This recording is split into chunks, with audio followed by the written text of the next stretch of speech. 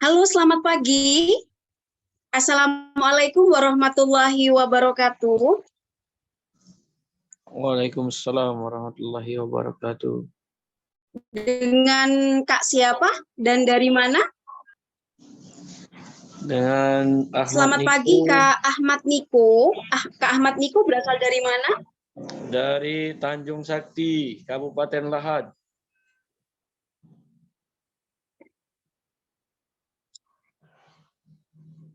Untuk formasi CPNS yang diambil, apakah sudah selesai mendaftar di SSCASN, Kak Niko? Ini untuk P3K kan? Oh, ini untuk CPNS, Kak Niko. Oh, maaf ya, salah masuk berarti. Ya, kalau boleh tahu untuk linknya Kak Niko dapat dari grup yang mana ini? CPNS atau P3K? Tadi buka Telegram, tidak dilihat tadi. Cuman CPNS berarti ya Kak Niko ya? Oke. Ya, Kalau izin begitu saya live izin ya. untuk mengeluarkan Kak Niko dari Zoom Meet. Ya. Selamat pagi, sampai jumpa lagi. Baik, kita menyapa kakak dari Zoom Meet kita, yaitu Kak Selvi Gusnelia. Selamat pagi Kak Selvi. Pagi, Kak Selvi, kalau boleh tahu berasal dari daerah mana Kak? dari Sumatera Barat. Dari Sumatera Barat. Apakah Kak Selvi sudah berhasil mendaftar di SSCASN? Alhamdulillah sudah, Kak. Untuk formasi, bisakah diberitahu formasi yang diambil Kak Selvi? Formasi, Safi ngambilnya yang kejaksaan, Kak. Untuk CPNS ya Kak? Iya, CPNS kejaksaan. Baik, bisa kita mulai untuk memanggil materi kita pada pagi hari ini. Selamat pagi menjelang siang Mr. Barik Maulana. Pagi Mbak Nuri. Bagaimana kabarnya Pak Barik pada pagi hari ini? Apakah sehat? Ya, alhamdulillah Mbak sehat. Gimana nih kabarnya Sudah juga? bisa, ya alhamdulillah juga sehat di sini. Sudah bisa memulai untuk Zoom Meet kita pada pagi hari ini? Oh, bisa Mbak. Baik, untuk materi TWK pada pagi hari ini, kita akan membahas beberapa soal harian yang kami berikan di grup premium, Bapak Barik. Ya. Untuk Kak Selvi Gusnelia, silahkan berinteraksi, mungkin bertanya melalui kolom komentar bisa, atau mungkin langsung saja bertanya kepada Mr. Barik jika ada hal yang ingin ditanyakan. Mungkin Mr. Barik bisa untuk menampilkan layarnya, kita bisa lihat apakah sudah bisa dilihat oleh Kak Selvi. Oke, benar. Sebentar.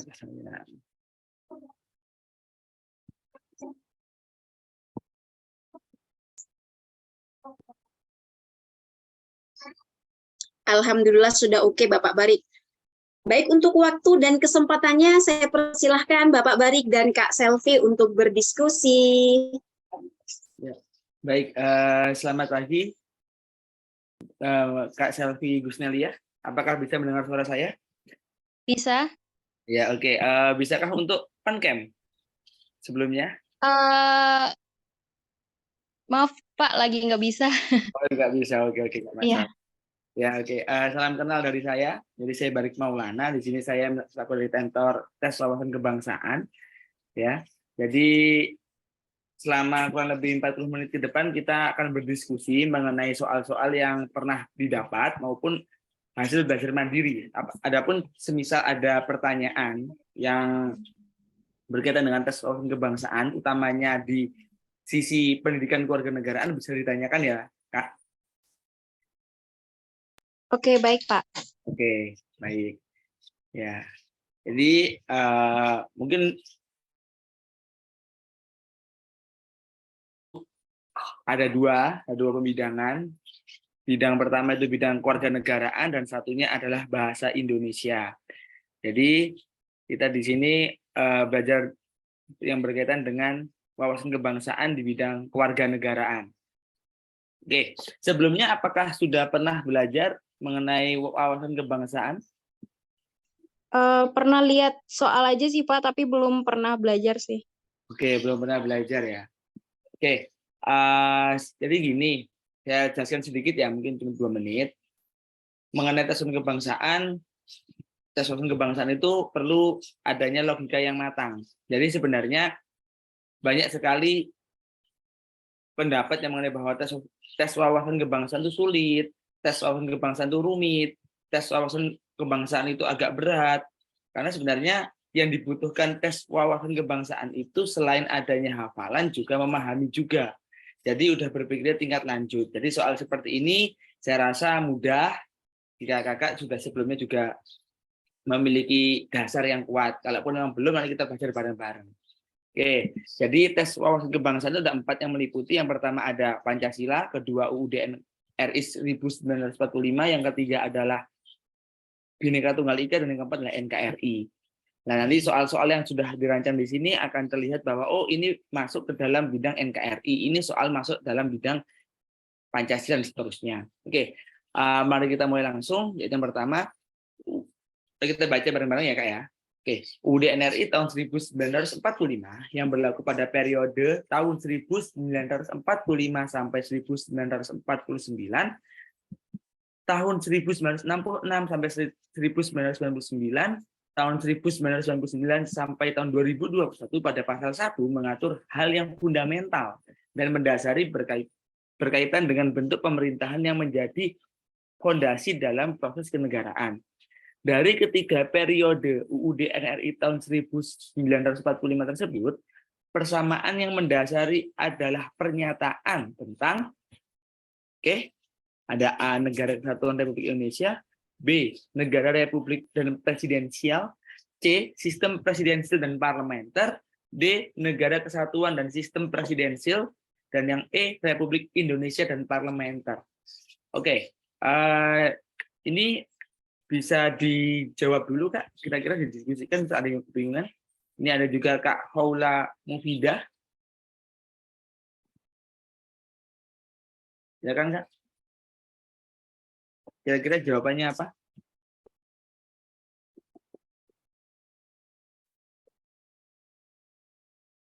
Nah, ini berbeda dengan pernyataan, persamaan juga. Sistem ini berkaitan dengan sistem pemerintahan kali ya Pak? Ya, kalau menurut Kakak gimana jawabannya? Kalah Mungkin nggak? yang C. Mana? Mungkin yang C. Mungkin yang C. Mungkin yang C. Oke. Ini untuk Kak Haula Mufidah. Apakah terdengar suara saya, Kak?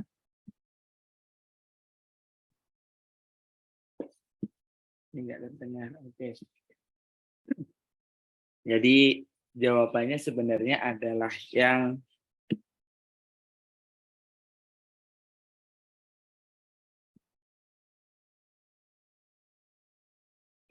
jawabannya sebenarnya adalah yang A.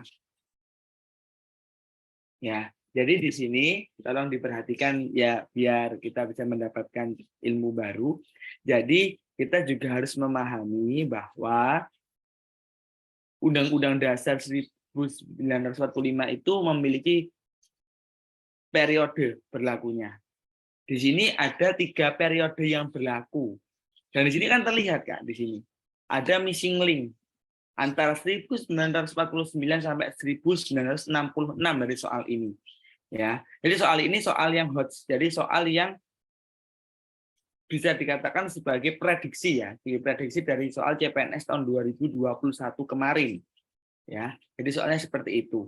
Jadi ini ada periode 1, periode ini ketiga, dan ini periode keempat. Nah, berarti ada missing link. Jadi ada yang hilang dari tahun 1949 sampai 1966. Nah, maka jawabannya itu adalah yang A. Kenapa? Karena di sini kita lihat yang ditanyakan adalah bentuk negara dan bentuk pemerintahan, ya. Jadi di dunia itu ada 2 bentuk negara Kalau tidak bentuk negara serikat ya kesatuan, kemudian bentuk pemerintahnya kalau tidak republik ya monarki. Ya. Jadi di sini kita ketahui bahwa pada tahun 1945 sampai 1949 dan 1966 sampai 1999 itu tetap berlakunya adalah negara dengan bentuk kesatuan, ya. Dan kemudian dengan bentuk pemerintahan yaitu republik. Jadi seperti itu. Jadi bukan jawaban yang C. Oke. Jadi ini bukan jawaban yang C ya, Kak. Kenapa? Karena kata parlementernya. Parlementer itu berlaku pada tahun 1949 sampai 1966. Nah, di sini ada missing link di sini. Ya, ada yang hilang. Jadi Kakak di sini juga harus sedikit lebih teliti lagi ya, Kak, karena memang soal TWK itu seperti ini. Datanya ini, nah, datanya memang mudah, tapi ternyata ketika kita pelajari lebih lanjut agak sedikit rumit. Seperti itu. Oke, dari penjelasan saya untuk nomor 1 ini, apakah ada yang ditanyakan, Kak? Ini didiskusikan? Untuk sistem parlementer sama presidensial mungkin bisa di share gitu Pak, perbedaannya apa gitu. Oke, jadi perbedaan antara sistem presidensial sama parlementer itu ada 2 hal yang berbeda. Karena sistem presidensial itu, kalau di Indonesia itu ya gampangnya itu, tidak dikenal adanya Perdana Menteri. Tahu Perdana Menteri kan? Tahu. Nah, jadi tidak ada pembedaan antara kepala negara dengan kepala pemerintahan. Ya, jadi presidensial itu seperti di Indonesia, presiden memegang 2 jabatan. Presiden sebagai kepala negara sekaligus sebagai kepala pemerintahan. Ya, sedangkan kalau parlementer itu terdapat perbedaan antara kepala negara dengan kepala pemerintahan. Ini contoh negaranya adalah Malaysia. Malaysia itu kepala negaranya disebut sebagai yang di Pertuan Agung. Sedangkan perdana menterinya juga ada itu Mahathir itu. Ya. Jadi untuk kali ini ada Anwar Ibrahim untuk Malaysia. Perdana Menterinya. Jadi sama juga dengan Singapura. Singapura itu presidennya itu adalah Halimah Yacob dari keturunan Sumatera Barat juga. Kemudian itu Perdana Menterinya dari orang Singapura, jadi keturunan Cina di situ. Ya, jadi itu perbedaannya. Yang paling mudah adalah kalau presidensial itu terdapat perbedaan antar kepala negara, terdapat perbedaan. Sedangkan parlementer terdapat perbedaan antar kepala negara dengan kepala pemerintahan. Jadi contohnya ada Indonesia itu adalah sistem presidensial di mana Presiden Joko Widodo memegang jabatan sebagai kepala negara sekaligus sebagai kepala pemerintahan. Itu seperti itu. Dari sini apakah ditanyakan, Kak? Oke, cukup. Oke, ya. Oke, ini soalnya sebelumnya saya mau tanya, Kak, sebelumnya udah pernah daftar CPNS? Belum, ini perdana. Oh, ini perdana ya, oke. Jadi ini pengalaman soal yang baru ya, karena soalnya seperti ini kebanyakan itu. Jadi ada soal-soal yang agak rumit di kewarganegaraannya.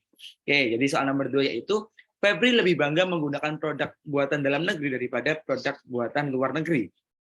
Ia beranggapan bahwa produk dalam negeri memiliki kualitas yang baik dan tidak kalah dengan produk buatan luar negeri. Selain Febri percaya bahwa penggunaan produk buatan dalam negeri juga dapat menggerakkan roda perekonomian. Cerita Febri di atas merupakan perwujudan upaya bela negara yang didasari pada ada A, B, C, D, E. Oke, Kak, silakan dipikir dulu jawabannya apa.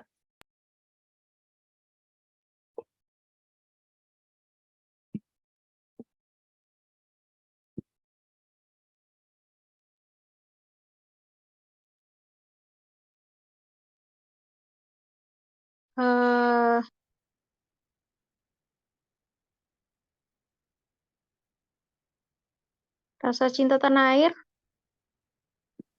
Oke, jawabannya adalah yaitu rasa cinta tanah air. ya. Jawabannya adalah yang A. Jadi penjelasannya gini. Ya, jadi itu kan sering itu ada perbedaan antara bela negara, cinta tanah air, patriotisme, dan nasionalisme.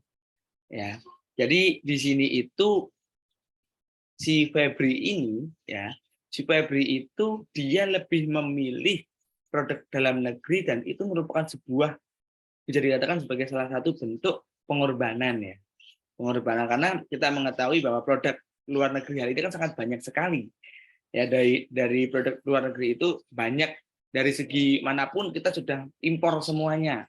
Jika kita tidak memiliki rasa cinta tanah air, rasa untuk berkorban untuk lebih memilih produk dalam negeri, maka kita tidak akan bisa mencintai. Seperti itu. Jadi rasa cinta tanah air itu adalah yang mendasari dari upaya bela negara. Seperti itu. Dari sini apakah ditanyakan nggak? Enggak, cukup. Cukup. Oke.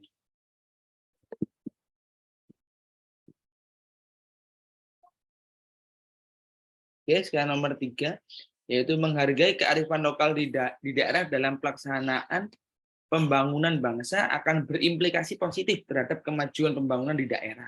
Hal tersebut membuktikan bahwa keberagaman dapat dimanfaatkan secara positif untuk persatuan nasional, yakni dengan cara ya, gimana Kak?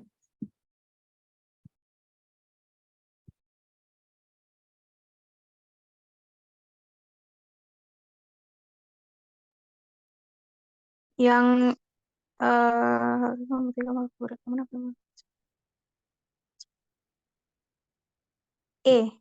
mungkin Ya, mungkin yang E. Berarti ada opsi jawaban lain nih Kak. Apa kira-kira kalau menurut Kakak jawaban yang juga mendekati mungkin ada opsi pertama, opsi kedua gitu?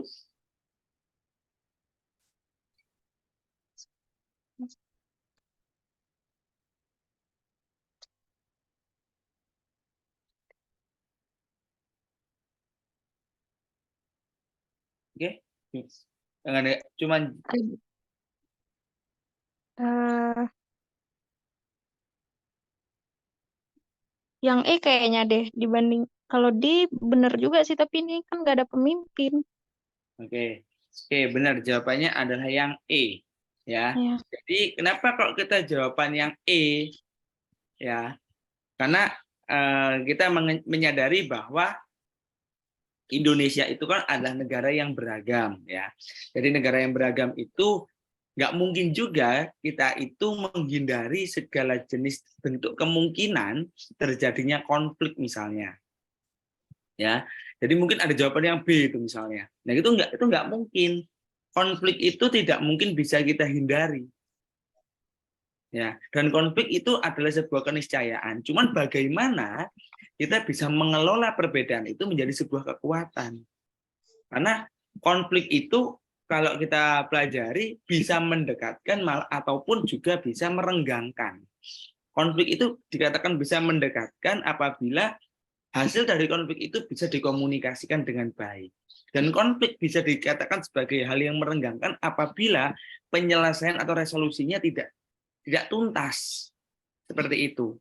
Ya, maka jawaban yang benar adalah jawaban yang E, yaitu mengelola perbedaan menjadi kekuatan dalam masyarakat. Oke, kalau jawaban yang A juga nggak mungkin juga karena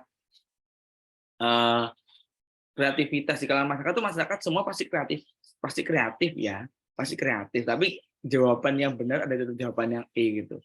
Oke, sampai sini apakah ada yang ditanyakan lagi Kak? Enggak. Oke, cukup. Berikutnya, yaitu Aldi merupakan orang yang selalu jujur, baik itu jujur dalam perbuatan maupun dalam ucapan. Dia tidak berbohong untuk menjahili temannya atau untuk dirinya sendiri.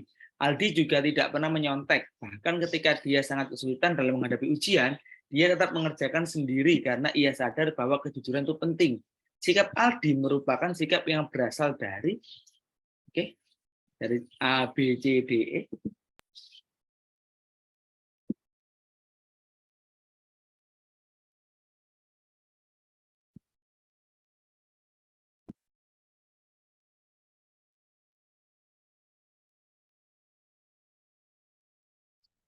Hmm, antara B sama C sih. Jawaban kalau nggak B ya C. Oke, Ya. nggak jawaban B ya. Nah, ini soal tentang integritas seperti ini. Hmm. Nah, jadi lebih ini ya, lebih kepada faktor eksternal ya sebenarnya ya kalau kita berbicara integritas. Iya. Iya. Yo, ya seharusnya jawaban yang benar itu jawaban yang A ya Kak. Ya, jadi gini, kenapa jawaban yang A? Karena semua itu berasal dari pada diri sendiri. Ya. Jadi ketika ada soal yang berkaitan seperti ini, yang kelihatannya ini ada faktor internal sama eksternal, maka kita yang harus dipilih adalah yang faktor internal. Jadi faktor dari dalam diri sendiri, bukan faktor dari luar. Ya, dari luar pun jika faktor internalnya juga tidak memiliki, juga tidak ada, maka juga tidak akan jalan, Kak. Jadi perbuatan Aldi itu berasal dari hatinya Aldi itu sendiri. Ya.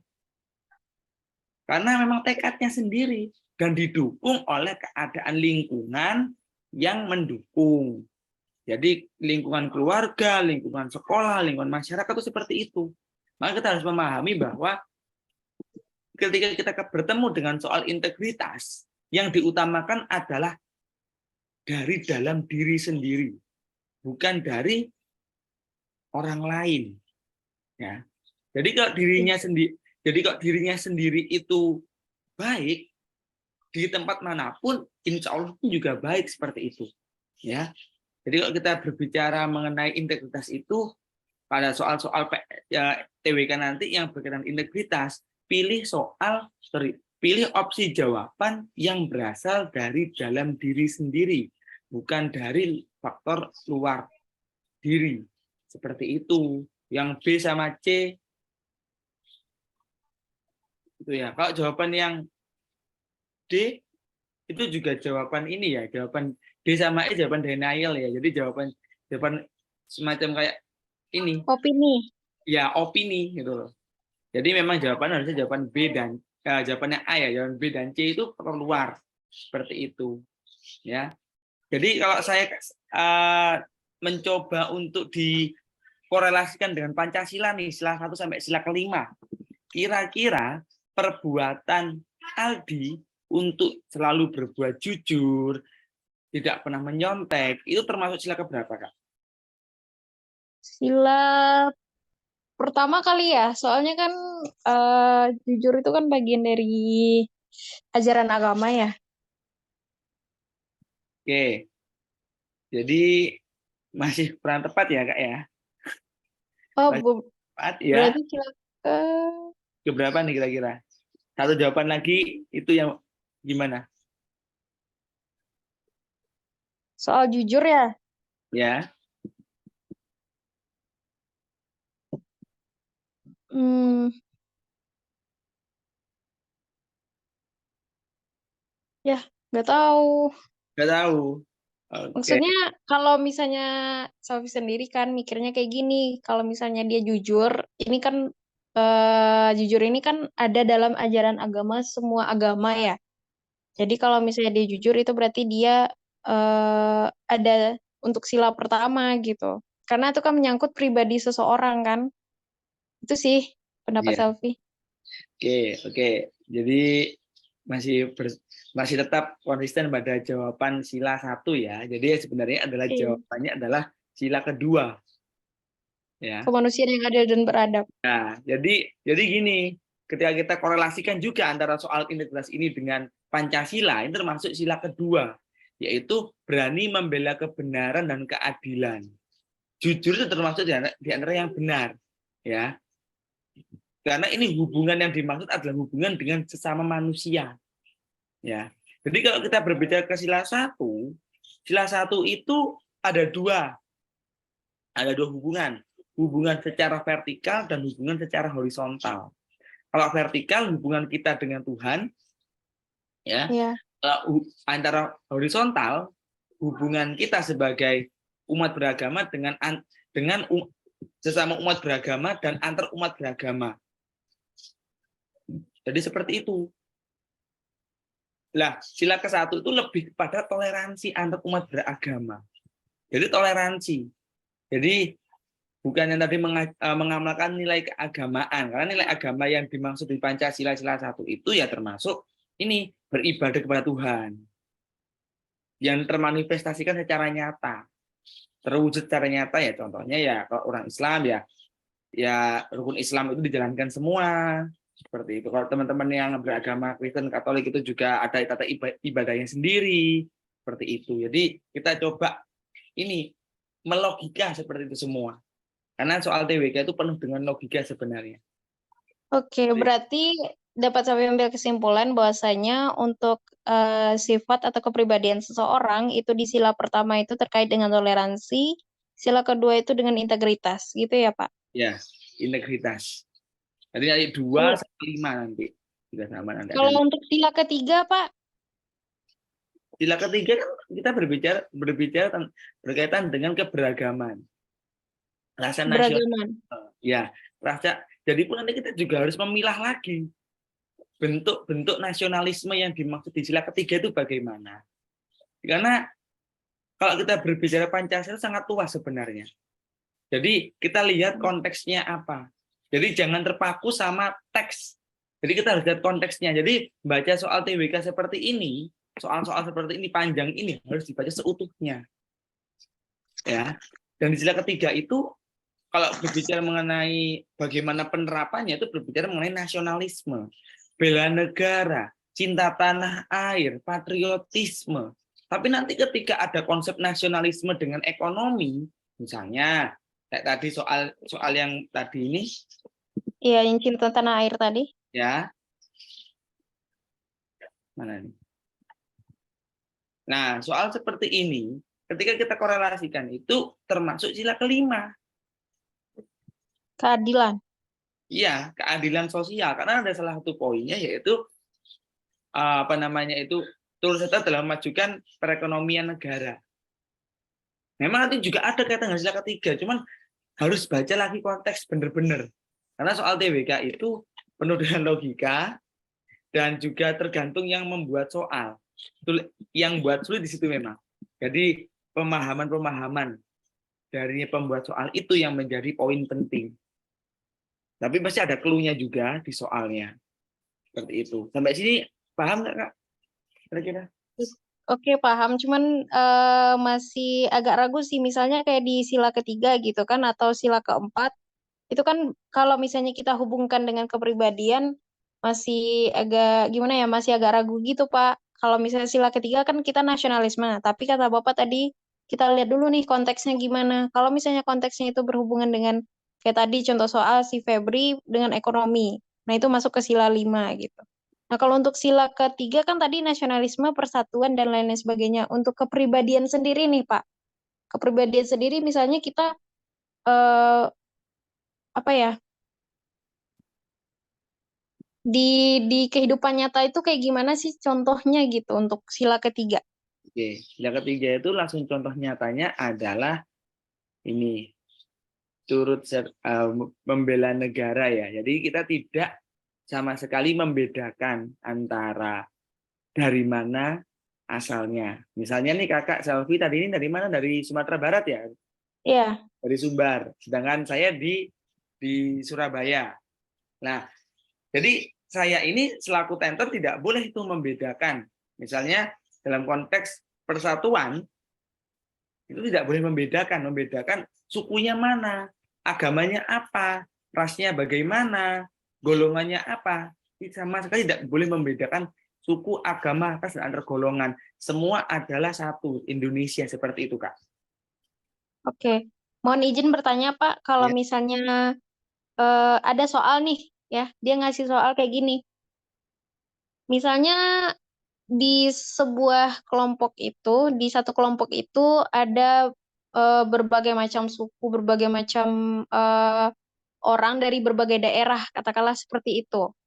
Dan pada saat itu mereka dikasih apa gitu kan, dikasih buku apa gimana, dan panitianya itu ngasih buku itu secara adil. Nah, kalau misalnya ada kata-kata adil dan ada berbagai macam lah gitu kan, orang dari berbagai daerah, itu kan bisa dua konteks ya. Sila kelima gitu kan, keadilan sosial. Maksudnya dia sama-sama adil nih kita kasih. Kalau yang dari daerah ini ngasih buku 3, dari daerah ini ngasih buku juga 3 nih. Nah, tapi di situ kan ada perbedaan, perbedaan daerah gitu loh. Nah, itu kan bisa juga nih masuk ke sila 3 gitu kan, seperti yang Bapak sampaikan tadi. Nah, gimana tuh kalau kayak gitu? Oke.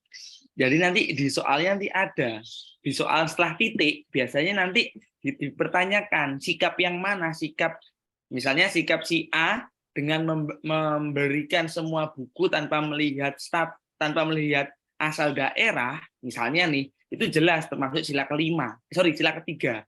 Tapi tadi kayak perbuatan si A yang membagikan semua sama rata tanpa terkecuali, itu termasuk sila kelima. Seperti itu.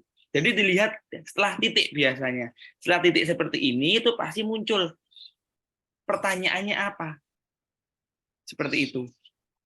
Nggak mungkin ada soal yang ambigu, sangat kecil kemungkinan seperti itu. Misalnya sikap Aldi membagikan dengan tidak melihat asal daerah, termasuk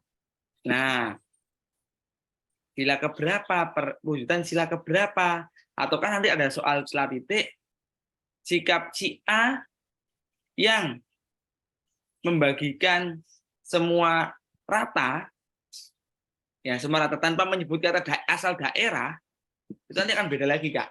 Jadi istilahnya asal daerah dengan tanpa ada kata daerah itu beda nanti udahan. Jadi clue-nya di situ, clue-nya itu. Clue-nya ada di titik, ada di poin daerah biasanya. Kalau dengan daerah berarti masuk sila keberapa. Kalau tanpa ada daerah biasanya masuk ke sila kelima dan nantinya ke sila ketiga. Oke? Oke. Ya, kalau sila keempat saya jawab juga sila keempat nih. Jadi sila keempat itu berkaitan dengan upaya penyelesaian masalah misalnya.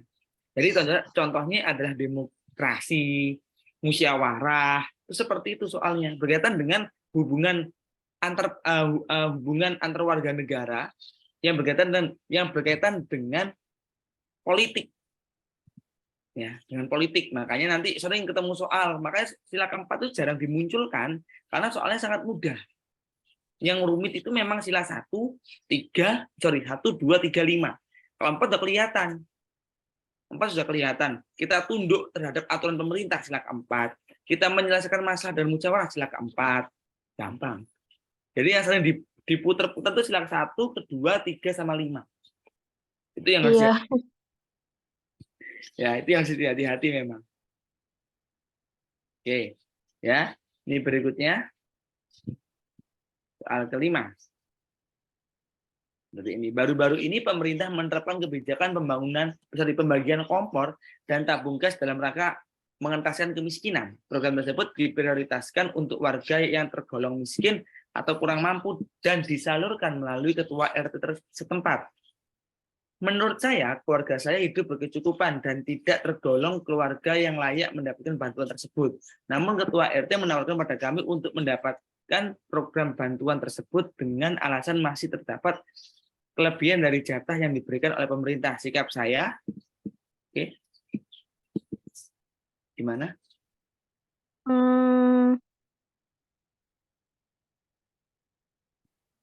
Sih.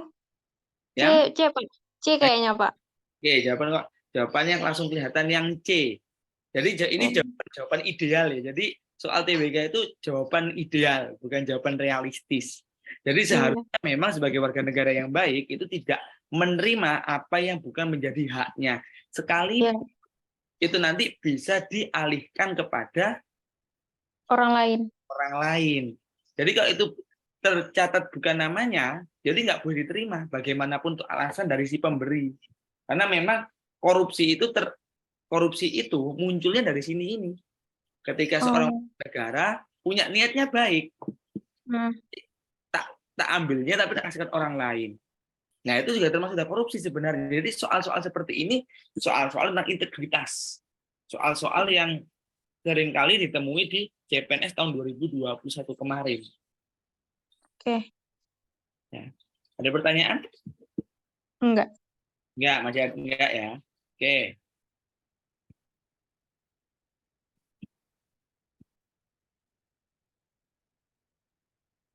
Oke, jadi ini soal berikutnya, soal nomor 6, yaitu pentingnya menghormati hak asasi manusia orang lain dalam tertib kehidupan bermasyarakat, berbangsa, dan bernegara, dicantumkan dalam pasal 28J ayat 1 dengan alasan mendasar untuk Mewujudkan keseimbangan hak asasi dengan kewajiban asasi manusia atau membangun masyarakat negara. ya baik. Intinya menghormati hak asasi manusia orang lain. Hmm.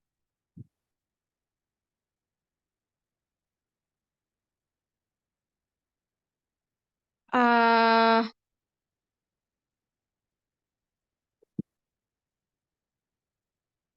yang B mungkin, Pak. Oke, jawabannya memang benar yang B ya. Jadi Ya. pasal 28J ayat 1 dari UUD NRI 1945 itu berbicara mengenai keseimbangan hak asasi dengan kewajiban asasi.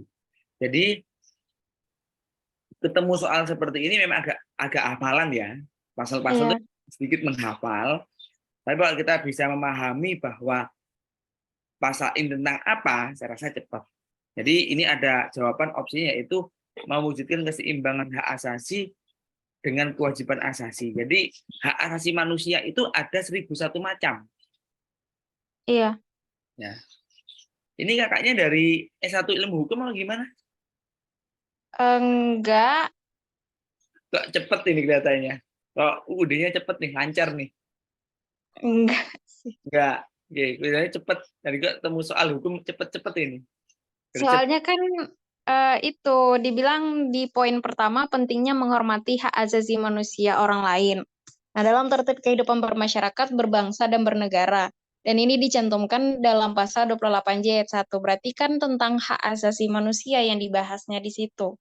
Nah, Ya. kemudian kalau misalnya, ini menurut pendapat Safi ya Pak, Ya. yang B kan mewujudkan keseimbangan hak asasi manusia dengan kewajiban asasi manusia.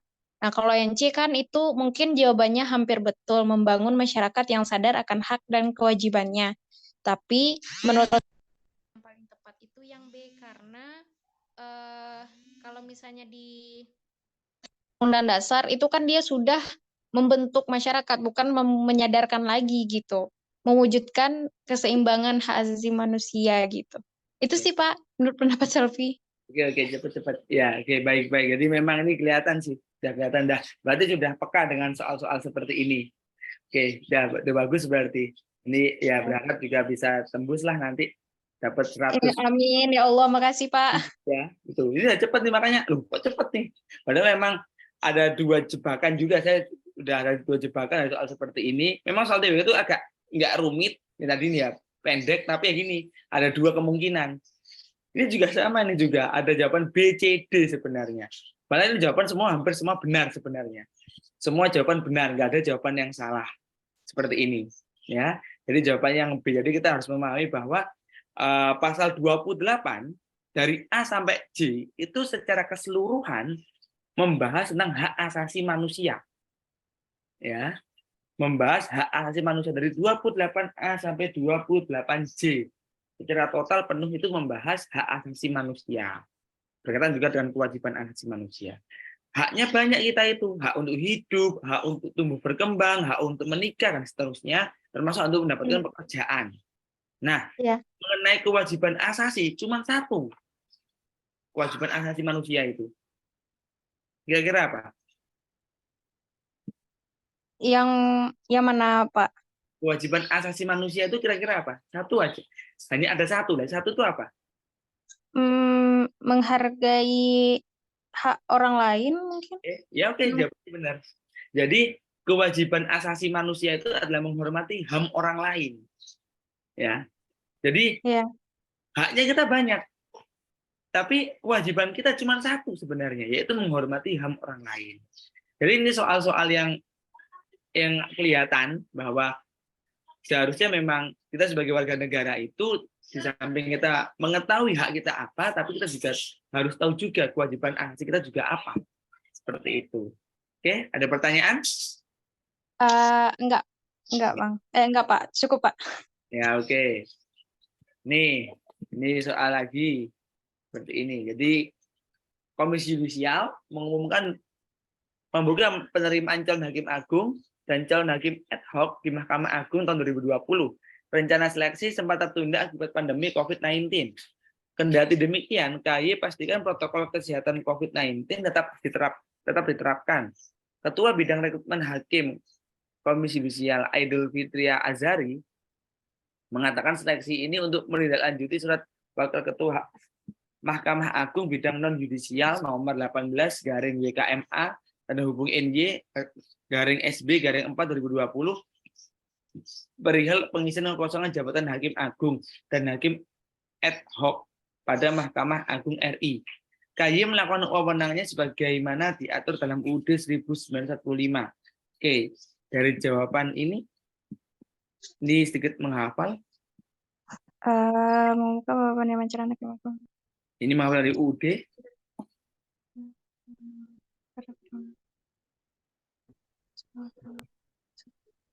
Pengisian kekosongan jabatan hakim agung dan hakim Mahkamah Hakim Agung dan senator. Aduh, apa ya? Pasal dalam hal mengisi kekosongan ya. Ya, Kalau oh iya, aduh lupa Pak. Pokoknya dia kalau Safi nggak salah ya itu dalam ketika MA kosong apa gimana nanti diganti nih sama siapa ya? Pokoknya ada pernah Safi baca sih Pak soal kayak gini, cuman itulah lupa. lupa.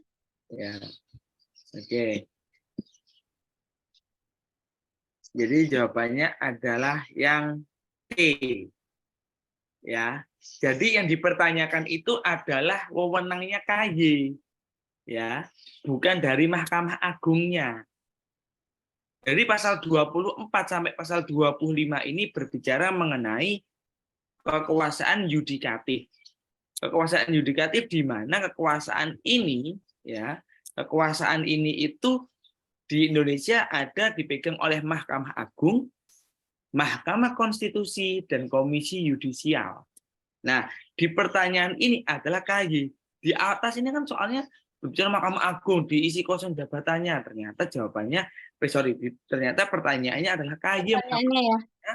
sebagaimana diatur. Jadi ditanyakan bukan Mahkamah Agungnya, tapi Oke. ya. Jadi seperti ini. Maka jawabannya adalah yang C, pasal 24B ayat 1. Ya, jadi yang berwenang untuk mengisi kekosongan hakim agung itu Komisi Yudisial. Karena Komisi Yudisial itu nanti mengusulkan hakim agung kepada Presiden, kemudian nanti ke DPR, yang nanti kemudian akan dikembalikan lagi ke Presiden untuk ditetapkan menjadi hakim agung. Seperti itu prosedurnya. Beda ya dengan Mahkamah Konstitusi. Kalau Mahkamah Konstitusi itu ada 9 hakim, di mana itu merupakan 3 dari Presiden, 3 dari DPR, dan 3 dari Mahkamah Agung. Kalau misalnya kosong dari Presiden, maka Presiden sendirilah yang mengganti. Kalau yang kosong jabatannya adalah dari Mahkamah Agung, nanti Mahkamah Agunglah yang sendiri mengganti hakim konstitusinya. Tapi kalau hakim agung, itu yang mengusulkan adalah Komisi Yudisial. Oke, gimana? Adakah pertanyaan? Oke, enggak Pak. Enggak. Oke. Sekarang ini. Jadi yaitu masih terdapatnya wilayah yang sulit terjangkau akses jaringan internet menyebabkan pelaksanaan sistem belajar online selama masa pandemi kurang berjalan dengan lancar. Dalam hal ini diperlukan upaya pemerataan akses internet ke seluruh wilayah dengan tujuan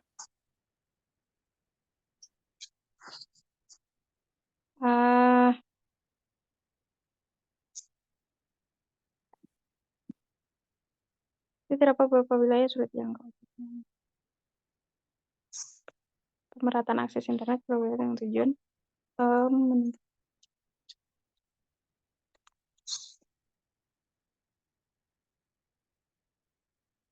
Eh, Tapi loh, beberapa wilayah sulit dijangkau, akses jaringan internet menjauh populasi Assalamualaikum. Dalam ini diperlukan upaya pemerataan akses internet ke seluruh wilayah dengan tujuan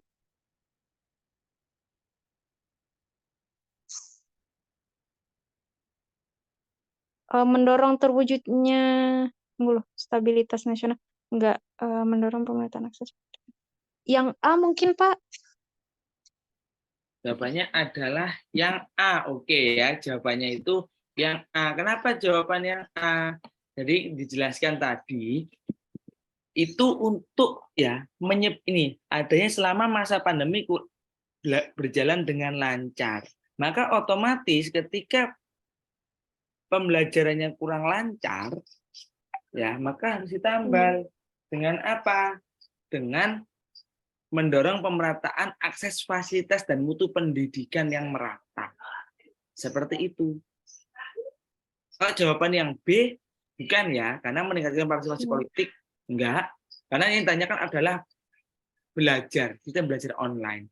Kemudian kalau jawaban yang C, juga tidak, karena ini harusnya konflik. Jadi soal yang berbicara mengenai terwujudnya stabilitas nasional itu berbicara tentang konflik biasanya. Kalau jawaban yang D, ini benar, tapi konteksnya adalah ekonomi, sedangkan di sini pendidikan. Kalau jawaban yang E, nah jawaban yang E juga gini, meningkatkan minat baca masyarakat untuk menambah pengetahuan. Apakah ini diberikan benar pendidikan, cuman kurang relate atau tidak berhubungan langsung dengan sistem belajar online. Ya ini berjalan kurang berjalan dengan lancar, maka dia harus adanya didorong untuk diratakan akses fasilitas dan mutu pendidikannya. Sampai ini adakah yang ditanyakan? Enggak, Pak. Enggak. Oke, berikutnya yaitu dalam memperjuangkan kemerdekaan Indonesia ada salah satu tokoh yang terkenal dengan pemberi ide semboyan Bhinneka Tunggal Ika, yaitu M. Yamin. Berikut ini adalah perbuatan yang dapat diteladani dari sosok M. Yamin kecuali. Oke, ini tahun 2021 keluar soal seperti ini.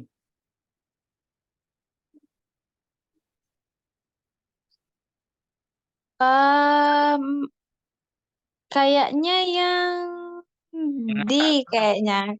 Pernah baca belum? Pernah baca biografinya M. Yamin? Belum. Belum pernah.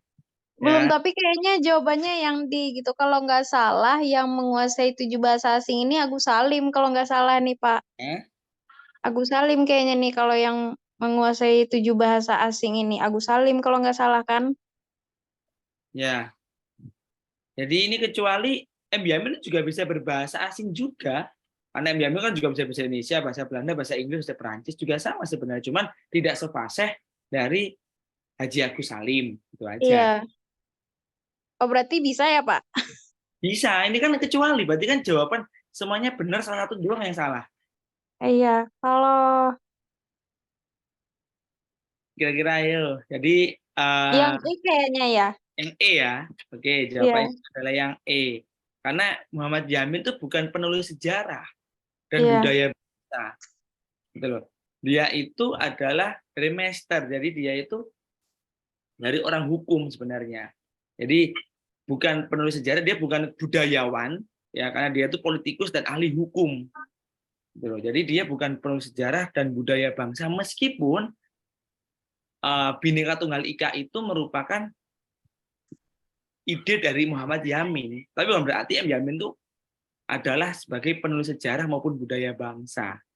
Oke, jadi paham ya. Jadi kalau jawaban yang A, B, C, D itu kan jawaban yang pasti ini antara jawaban D sama E mungkin. Tapi kalau jawaban A sampai C itu pasti. Ya, semua pada founding fathers kita itu pasti memiliki rasa cinta tanah air, jujur dan tegas dan seterusnya.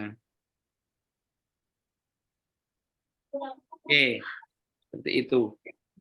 Ada ditanyakan mungkin Kak Selvi? Enggak. Enggak cukup. Oke. Ini Kak Nuri sudah kembali lagi.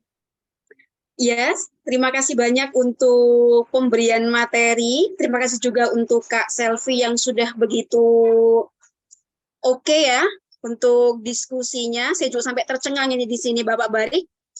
Luar biasa sekali. Semoga bisa lolos tahun ini Kak Selvi. Amin, makasih Kak. Makasih Kak Baik, Nuri. sama-sama. Sepertinya adalah nomor terakhir yang bisa Kak Barik bahas untuk pertemuan kita pada hari ini.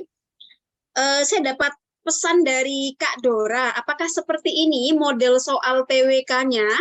Apakah Pak Barik mungkin bisa memberikan jawaban atas pertanyaan dari Kak Dora?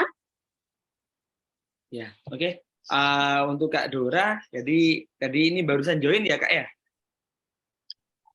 Sepertinya ya, Mr. Barik. Oh iya, oke. Jadi saya jelaskan sedikit mengenai soal TWK. Jadi soal TWK itu ada dua ya. Ada soal tentang kewarganegaraan dengan soal bahasa Indonesia. Nah, untuk soal kewarganegaraan memang bentuk soalnya seperti itu. Jadi soal-soalnya itu lebih bersifat analitis dan menggunakan logika semua. Jadi bukan dalam taraf menghafal lagi, tapi lebih dari menghafal, yaitu menganalisis. Jadi soal-soalnya memang dirancang agak rumit. Ya, memang agak sedikit rumit memang. Sedikit rumit, dan ini juga perlu dipahami juga mengenai bahan bacaan diperbanyak. Jadi soal yang saya tampilkan tadi itu merupakan prediksi dari tahun 2023 yang juga merupakan dari testimoni dari 2021 kemarin. Seperti itu, yang soalnya sifatnya berat, rumit. Ya karena ketika ditelusuri lebih lanjut, bahan bacaan yang soal-soal yang sering dikerjakan adalah soal-soal hafalan, bukan soal-soal analisis seperti apa yang ditampilkan barusan seperti itu, Kak. Oke, itu Kak Nuri. Baik, terima kasih jawabannya sangat membantu sekali. Sebagai informasi bahwa Kak Barik memang sudah sering mendapatkan spoiler soal dari tahun 2021 ya Bapak Barik ya. Dari beberapa peserta siap ASN di tahun 2021 yang sering berdiskusi dengan Bapak Barik. Baik, karena waktu sudah menunjukkan lebih dari jam 11.00 dan Pak Barik harus mengajar kembali, saya ucapkan terima kasih banyak untuk waktu dan penjelasannya pada pagi hari ini. Semoga bisa disambung di Zoom meeting berikutnya, Bapak Barik. Ya, baik Kak Nuri. Terima kasih. Terima kasih banyak dan sehat selalu. Assalamualaikum. Baik, untuk para peserta yang sudah bergabung dengan Zoom meeting kita pada pagi hari ini, untuk lebih memperdalam lagi, saya tawarkan kepada kakak-kakak untuk join dengan member premium. Bagi yang belum tahu keunggulannya, Mimin bisa bantu untuk menjelaskan kembali. Kami ada 10 soal setiap hari yang terdiri dari 3 TIU, kemudian 3 TWK, dan juga 4 TKP setiap hari berbentuk kuis pada grup Telegram. Kami juga sudah melengkapi dengan aplikasi Siap ASN yang bisa diakses kapanpun, serta Zoom meeting setiap minggu seperti ini. Untuk join premium, bagaimana Kak Nuri? Untuk join premium, Kakak bisa melihat postingan kami setiap hari. Kami selalu memberikan link untuk chat admin kita pada setiap postingan di grup Telegram. Baik, terima kasih banyak. Sepertinya saya harus akhiri pertemuan kita pada pagi hari ini. Selamat siang dan sehat selalu. Assalamualaikum warahmatullahi wabarakatuh. Terima kasih banyak.